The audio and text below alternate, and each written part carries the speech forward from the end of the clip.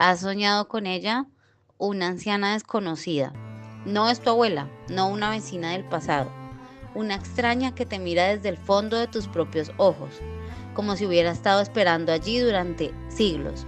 Sus manos arrugadas como mapas de ríos extinguidos se extienden hacia ti, no para abrazarte, para entregarte algo, o para advertirte, o tal vez para reclamarte. La anciana no llega por casualidad, no es un recuerdo disfrazado ni un arquetipo amable. Es el rostro que el tiempo usa cuando necesita hablarte directamente.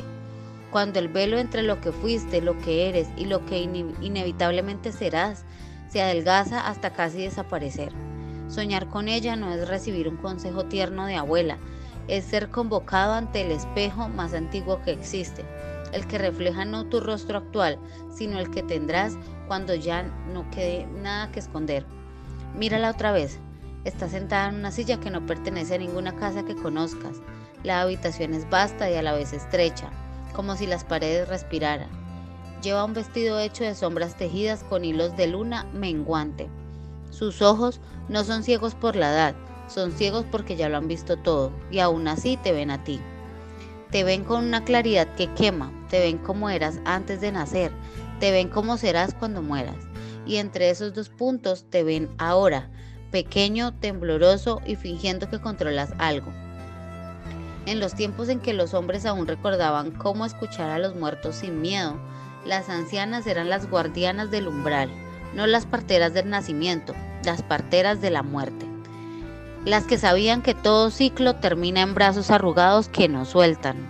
Ella aparece en tu sueño porque has llegado a un cruce que no es despierto, un cruce donde una decisión aparentemente pequeña decidirá si sigues caminando en círculos o si por fin comienzas a descender hacia lo que realmente eres. Su presencia no es consuelo, es confrontación. Te mira y no parpadea porque sabe que tú sí lo harás, y en cada parpadeo tuyo una verdad se escapa. Escucha, a veces llega con palabras, palabras que no suenan como lenguaje humano, suenan como el crujir de huesos viejos al moverse bajo la tierra. Te dice algo simple como todavía estás a tiempo, o no mires atrás, o ya lo sabes. Y esas pocas sílabas pesan más que todos los libros que has leído, porque te están informando, te están recordando que lo que juraste olvidar cuando elegiste encarnar en este cuerpo frágil, pero hay otras noches, noches en que no habla, solo te observa, y en su silencio hay un peso que te aplasta el pecho. Sus labios se curvan en una sonrisa que no es amable. Es la sonrisa de quien sabe el final de tu historia y aún no ha decidido si te lo contará. Entonces extiende una mano y en la palma hay algo, una llave oxidada, un espejo roto, un mechón de cabello que no es tuyo pero que reconoces, un ojo que aún parpadea. Lo tomas y al tocarlo sientes que algo dentro de ti se rompe, no con dolor, con alivio terrible, porque acabas de aceptar que lo que creías eterno ya está muriendo. Imagina ahora el espacio entre ustedes dos en el sueño. Ese espacio no es vacío, es un río de tiempo detenido. Fluye hacia atrás y hacia adelante al mismo tiempo. En sus aguas ves fragmentos de tu vida que aún no has vivido, el lecho de muerte que te espera, las palabras que nunca dijiste, las puertas que cerraste con llave y tiraste la llave al mar, los amores que sacrificaste por seguridad, las verdades que enterraste por miedo a ser libre. Ella está allí, inmóvil, sosteniendo el río con sus manos arrugadas, no para detenerlo, para que lo veas, para que comprendas que cada segundo que pasa ya es recuerdo, y que el único momento real es este, el instante en que sus ojos se encuentran con los tuyos y no hay escapatoria. Es tarde, y sin embargo, aún no.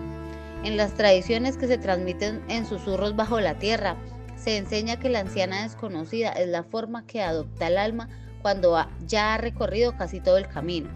No viene a guiarte con dulzura, viene a recordarte que el camino termina y que lo que hagas con el tiempo que resta definirá si mueres como un extraño para ti mismo o como alguien que al fin se reconoció.